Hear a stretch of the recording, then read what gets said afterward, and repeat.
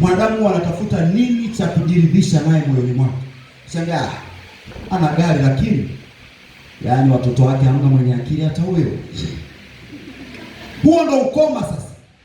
Yaani wanadamu wanatafutaga nini huyu mtu? Huyu jamaa yuko vizuri sana. Lakini je, amekamilika?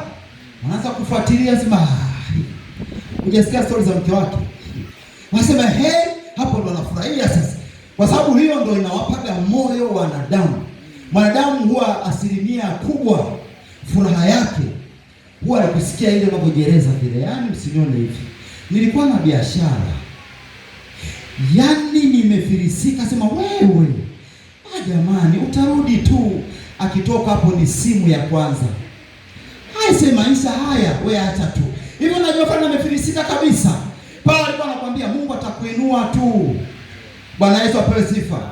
Sasa Mungu, kanuni za kimungu zilivyo, unapofurahia mabaya ya mwingine, huwa mabaya yanakujia. Ila wewe unakuwa hujui. Yaani ukisikia mtoto wa fulani ana uwezo darasani, si unachukia? Utaona kitakachotokea. Automatically utashangaa watoto wako wameanza wana drop. Unasema nini? Unakuja hapa kwa mchungaji, sijui unaombewa.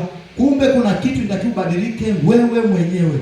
Unafurahi mabaya ya wengine. Bwana Yesu apewe sifa.